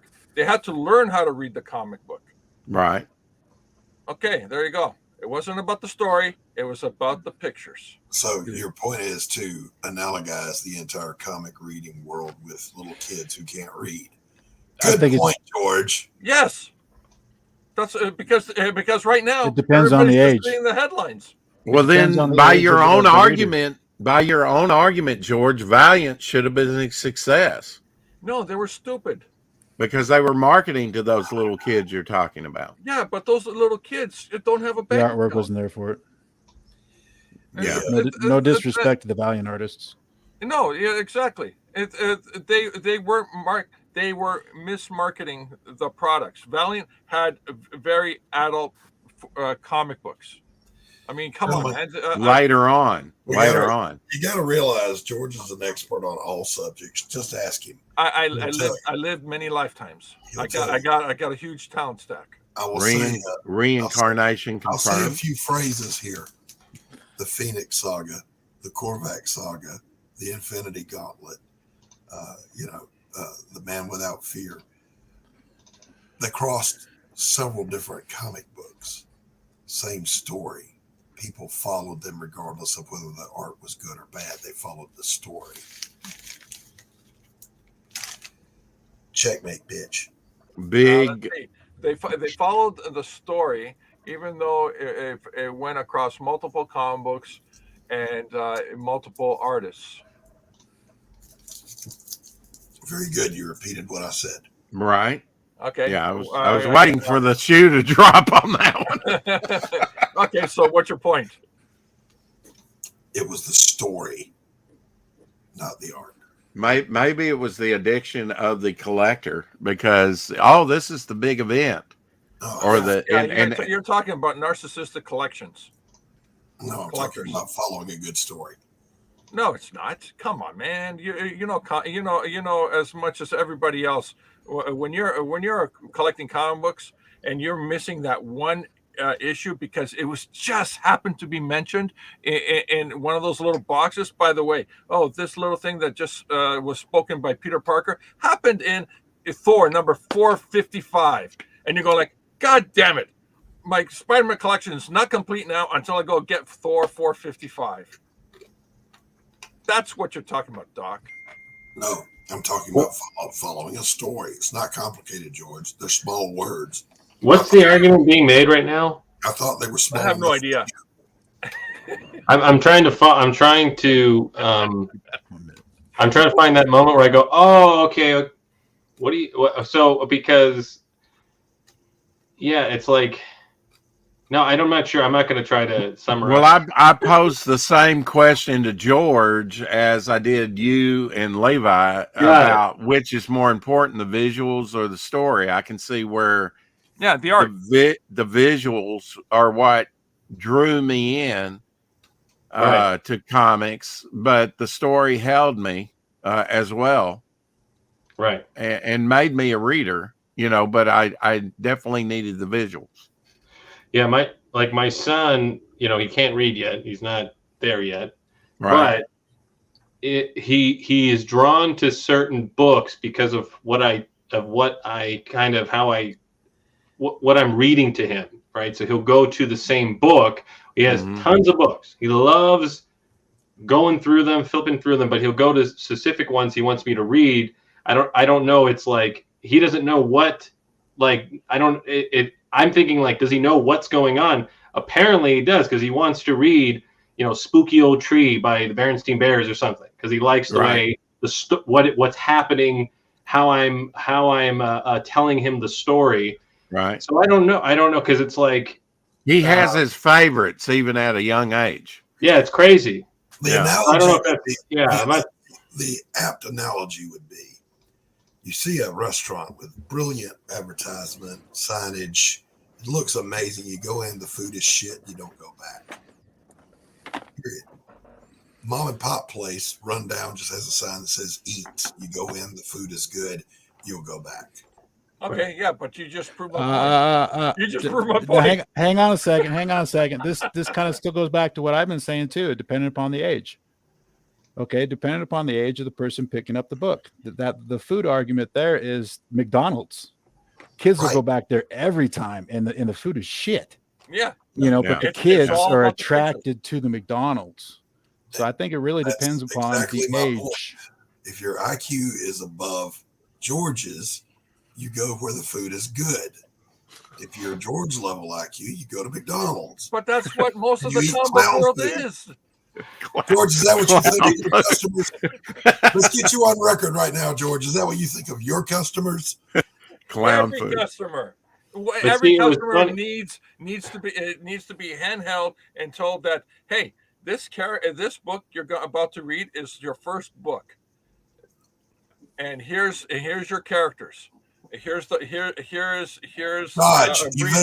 Harry, Dodge, of the character, and then you move into your story. Well, now I've heard you make this argument before, George, that every book needs to be presented as if somebody stumbled into a bookstore for the very first time, or a store or something, and this is the first book that they found. Stanley that said it? I don't remember, but you know what? It was sage advice. Why? Because you never know. You never know. Yeah, that's how Marvel used to do it, right? Yeah, yes. They had this little box at the top of the first page, says Peter Parker got bitten by a spider and he got all these powers, and now onto the story. Right. Fantastic Four. They went up all of that is correct, and they George, came down and they got powers. But it has nothing to do with the discussion at hand. Well, so I don't know that I'm still trying to understand, just trying to follow along with you guys.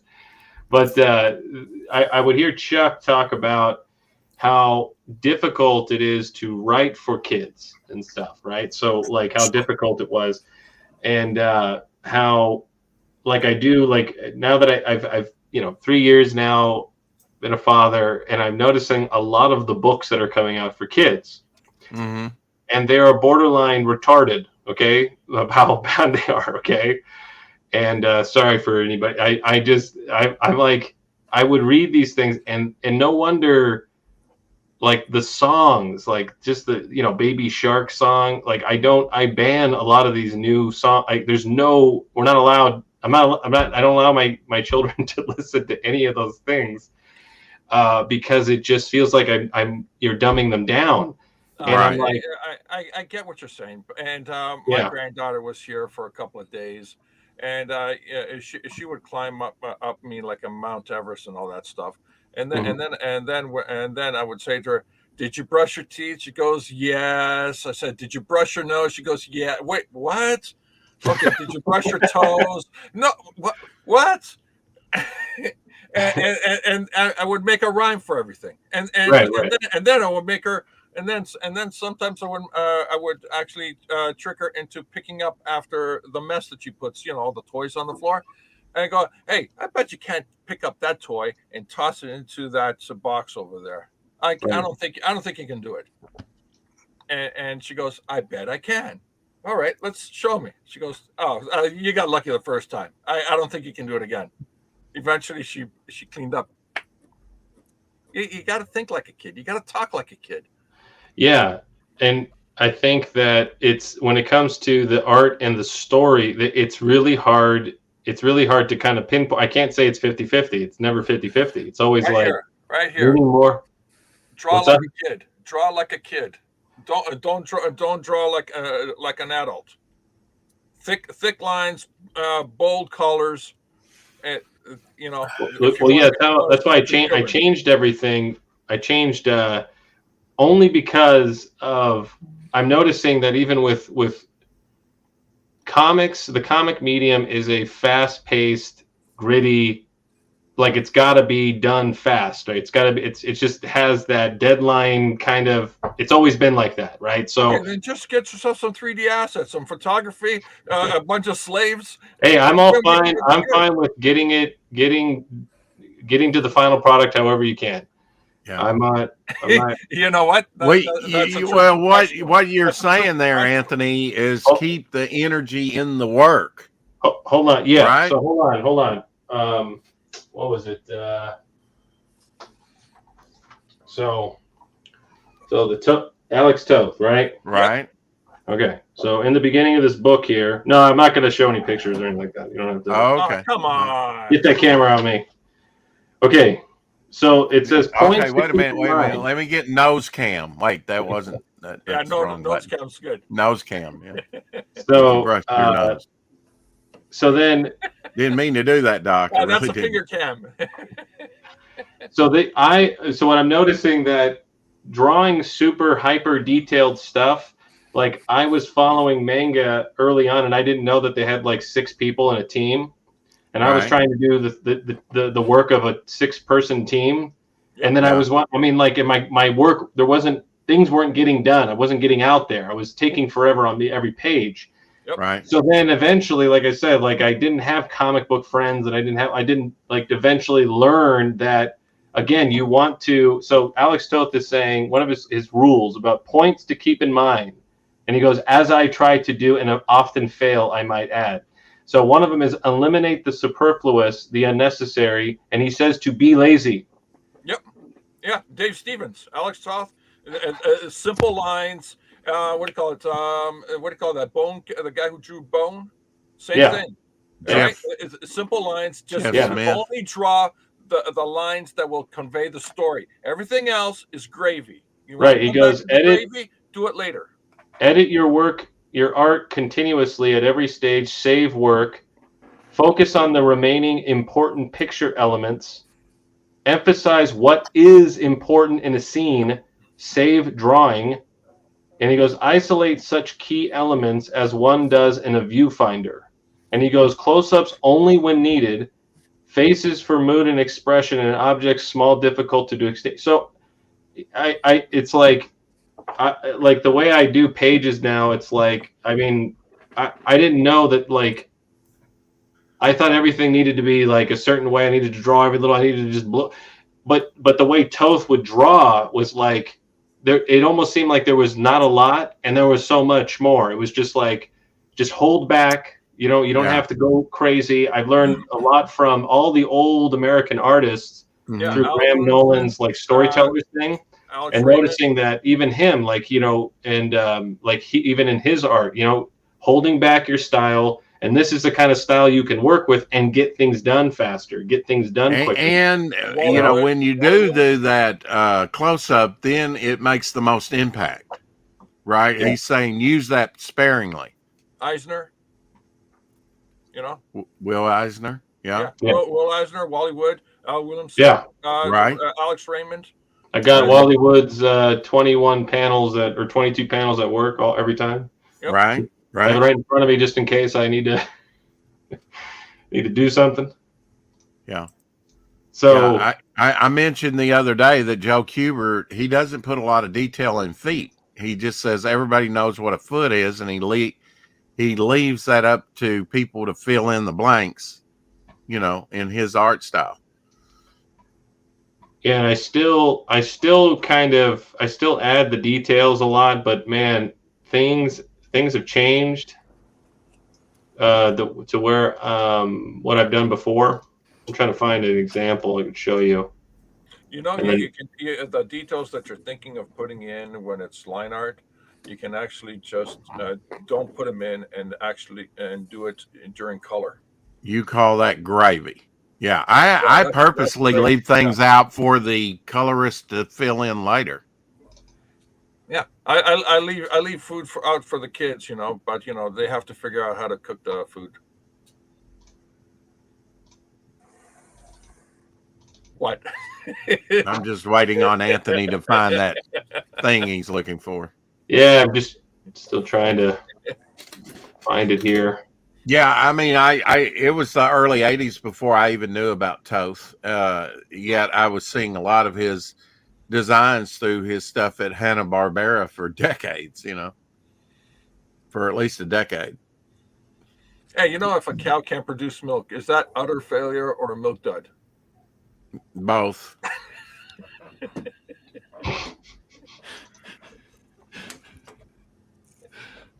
I'm trying to find. Okay, so this was an early one that I did here. Hold on, let me make sure. That you did? Yeah, this is what I did with Seasons, and like I was very influenced. It was like Sean Gordon Murphy with a mixture of like all this manga stuff that I was reading at the time, and then I was really a big fan of like Greg Capullo and just all the hyper detailed stuff. Let's see here. George, what do you think about Sean Gordon Murphy and his style? I would say he leaves stuff out. Oh yeah, he has a nice balance of simplicity, but also adding the details where they need to be. If you look, for example, you look at his Batcave, you're going, "Oh gosh darn it, that's really really detailed." But then if you look closely, not really. Right. So this was back, I think, in 2016. I did this 2016, 2015, I think, around that time.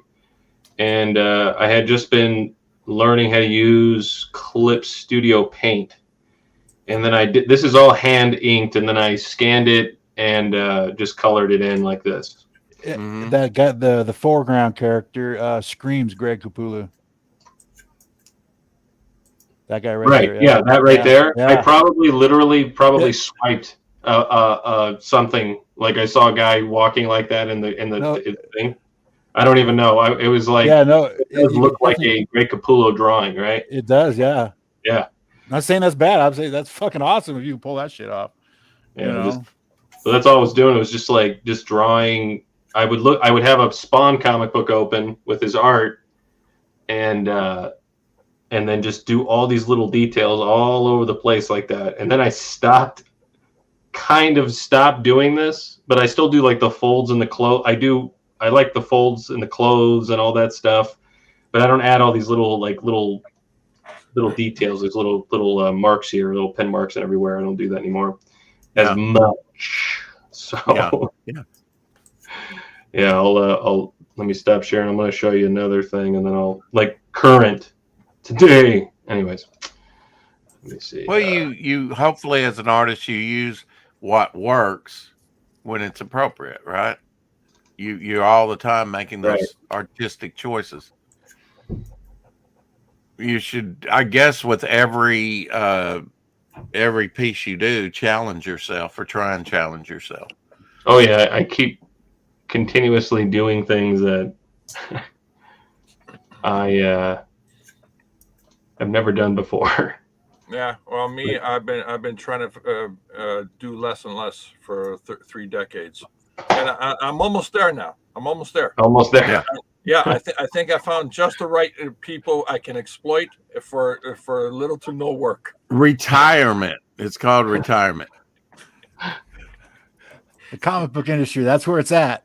Yeah, I'm just waiting for them to grow up a little so that way the grandkids can start drawing for me. Hey, do you want to draw something for Grandpa? Here's a script. Okay, right for kids. Are you paying us this time? You'll get a Mr. Freezy when you're done. Oh boy. So let's see. Share. So this is a from episode 49, an episode that is not seen yet. Okay. For My Sister Suprema, but this is colored. I was trying to find it with just the line work, but it's going to take a little bit. So, and I got to go in like a few minutes. Let's see. Share screen. Okay. There we go. So you see, like you see this panel here. Oh yeah. Without the color, I mean, there's just like all I did was I drew the ocean right here, and then I outlined. I did like a fill, like lasso in Clip Studio. They do this really cool thing, and I just did the clouds like that. And yeah, and then she's like just the speed line. That's all I did, and then just her. And she's just a close up there, and then everything is done in the coloring. Right. So, yeah. Everything I did on the coloring. So you see the simple line work there. Can you just blow out the color and let's see the black and white? Yeah, I got to do that. I gotta go open it up real quick. Let me see.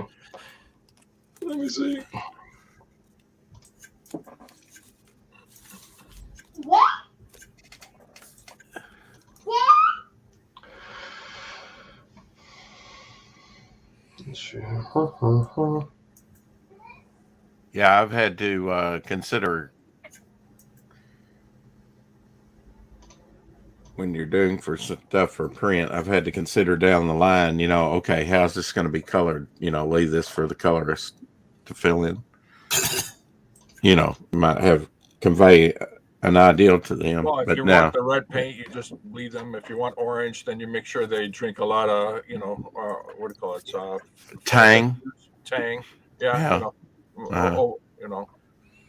If you want green, you make sure they're close to death. Well, like if you want a forest in the distance, a colorist can put that in there. Indicate a forest without being real. I mean, they don't necessarily have a hard edge there to do that. Yeah, the forest is one of the most clever things you can do. Is just you just do the treetops, and then the grass horizon, and that's it. Oh, it's a big forest. Then multiple green treetops going off, right, with a different color value as it goes further into the background, into the distance, right. Mm-hmm. What are you working on today, Anthony? Seasons? No, super secret project. Super secret project. Okay. Does it come with a decoder ring? I'm just wondering. Spill the beans. No. Spill the beans. Let's see. I'm working on something with Shane Davis. Okay. I can't. Okay. Stop asking, because I can't be asked 3 times. Okay, is it bigger than a bread box? Yeah. Well, I think you were. What'd you say, Levi? I was gonna say those guys don't watch this show anyway, right? Whoa. Let me see. No, Where's just- that kick button? Whoa, there we go. Hey, there we go. It may be true. I don't want to hear it.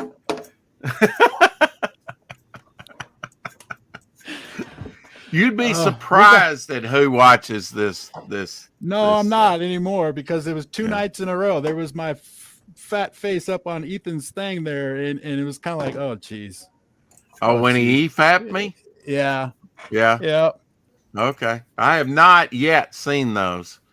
I'm gonna have to go back and try and find those. I think there's a point in there where, man, we're up on screen like probably a good 2 minutes. Yeah. I know Levi, and I went into the restroom and threw up for an hour. Say, I can't take seeing myself like that. It's just These guys missed an opportunity, because if they were going to do something like again like that, what you do is you run a big banner at the bottom advertising everybody. There you go, George. I did not realize we were being EFAB'd either time. Oh yeah, look at that. That's freaking awesome, man. See that? Yeah. Mm-hmm. I didn't even see the dolphin in the color version. It's supposed to be nighttime. You don't see dolphins. You only see dead people. Right. You see Lobo chasing tail. I get it. That's amazing. That's awesome. It really is. Yeah. And this is all just kind of solid color stuff. It's silhouette. Yeah. Silhouette. Just going in there. Just lines. That's all. And then just far, far away. And that's the ship on the water, right? Yeah. Yeah. Beautiful stuff. And then see that. It's all in the color now. I'm just like, I never even wanted to color. It just happened. Even the teeth on the dolphins. Nice job. Yeah, right there. Yeah. Mm-hmm. Keep it simple, stupid, right? So this particular way of producing a book, it'll take you like 3 years to do it? What's up? What was the question? Doing the production the way you're doing it right there. Would it take you 3 years to do it now? The book? Oh, the way I'm doing it now? Yeah. On that? Yeah. No, it's been like I'm getting like 2 episodes done about every week or something like that. So it's like it's been pretty good. Before, how long do you think it would have took you? With you overdoing the page. With the Capullo detail. It would take me 2 weeks, probably 2 weeks, and like it just I went through like half the time. Like it's like the time is like in half now. It's like it's just instead of it's maybe 2.5 weeks. It would have taken me to do a whole episode. 2.5 weeks. About 2.5 weeks. Probably even pushing a little bit more. Now I've gotten it down to about 4 days. So and now is your storytelling a little more robust, a little more creative? Oh yeah, it is. I see it, and it's changed dramatically. Yep, it's changed dramatically. So from the mind's eye to the paper, it's gotten so quicker that you're actually able to get that passion onto the page and still feel it. Yep. Yeah, no, it's. I want to show you this other stuff, but I can't. Well, you have to feed the kids. That's what you call a teaser, folks. But the kids ate yesterday. Yeah, right. I mean, you grill all day and you smell that, and then come. I'm coming. So what do you want? You want peanut butter, jelly and peanut butter? It looks like they're about to break down the door. Where's my book? Read this. Here, I could show you this real quick, and this has already been seen on Shane's thing. Okay. I think you said last time you were on that you were doing a supplement for him. Yeah. So this is from Extend. Mm-hmm. Oh, really awesome, man! Look at that. So this was a 2-page spread. This took about 3 days. So even this, I'm holding back my style. Right. I'm holding it back.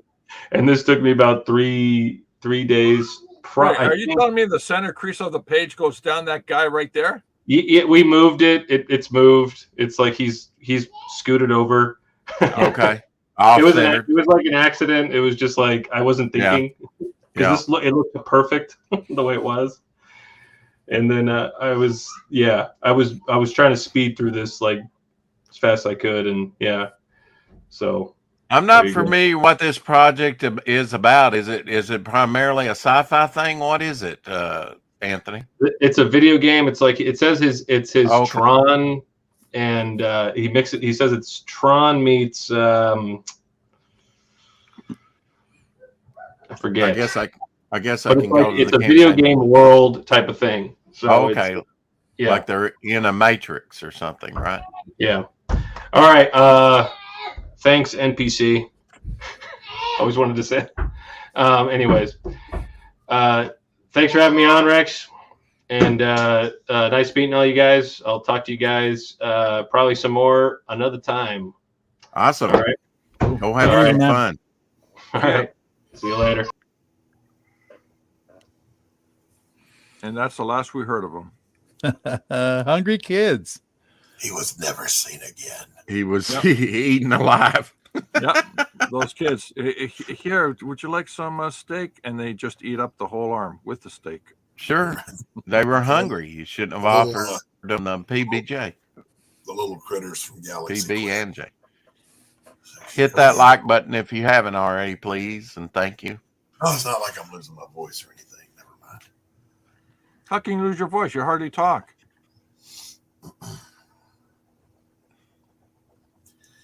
You should thank your lucky stars for that, George. Lucky Charms. Yes. I was never a Lucky Charms kid. It's not George hating. Yes, it is. I agree with Gary. I feel I'm a victim. It's just the normal reaction to George anytime he shows up. I'm a victim. Victimhood. Shut up, George. It's the first thing anyone says when George pops on the stream. What's that? Shut up. I'm here for Hargrave's honor. I don't even know why I'm here, so at least you have a reason for being here.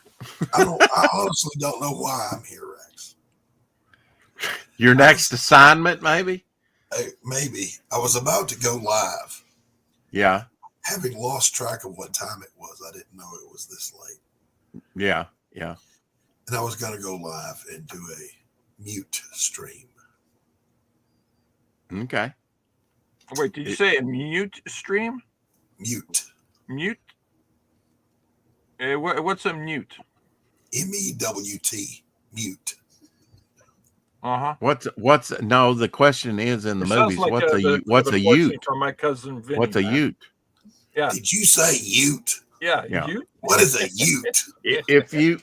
If you had a high back chair like this, Doc, you could do a chair stream very easily. But I guess yours would be like a stool or something. I don't know. I hate my chair. I hate it. I've told this story before. I'll tell it one more time. For the first time. When I sold my practice, I sold everything. The location, the lease, the furniture, the client list, the caseload, all of it. But I kept a few things. And one of them was I was going to bring home another chair. I needed a new chair here in my studio. But I had a big executive chair in my office. So I took my secretary's old chair. The one she used to bitch about that was not comfortable. Would I please buy her a new chair? And I would always say that chair's fine. Now that I've sat in it, I owe her an apology. I was wrong. Yeah. This is the worst piece of shit ass chair in the history of chairs. I've heard you tell that before, but it gets better every time. Shame on you, Doc. Same story every time. Same. Yeah. Why don't you get off a box and then it's the old adage, walk a mile in a person's shoes, right? Learn what their experience. No, get yourself a box. Get yourself like 3 fluffy blankets. Fold them up, or one over the other, and that becomes your the cushion on the chair, and you're going to be fine. I used to just tell her if she was a better secretary, I'd get her a new chair. But chiropractors around the world are rejoicing at George's latest comments. Say that again. Chiropractors. Yeah, chiropractors. He's saying, just photo some towels, sit on those. Oh. Ergonomics. Yeah, it does wonders. Mm-hmm. Not over at your place. You wonder what it does. I bet you couldn't put that in the box.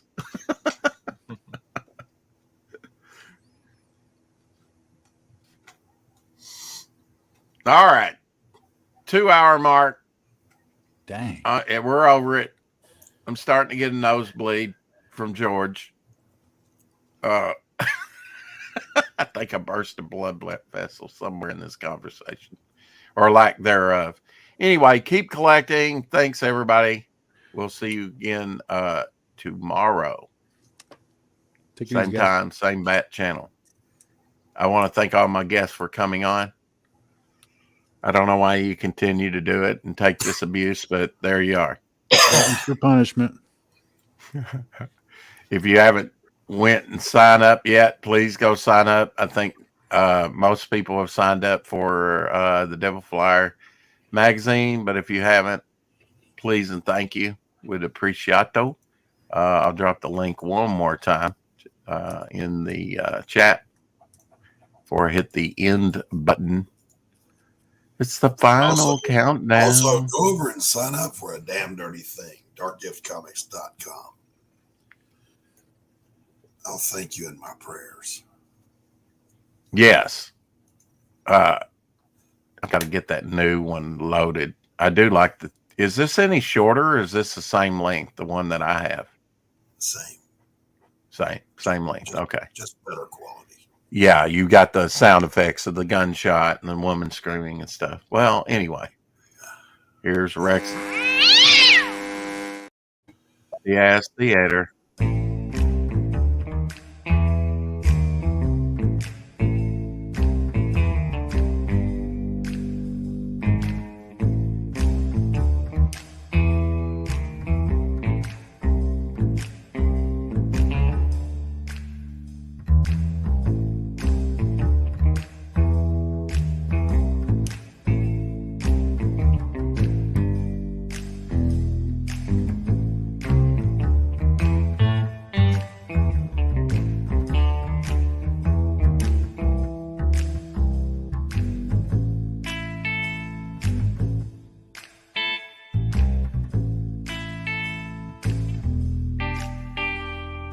A smoother ending you could not have.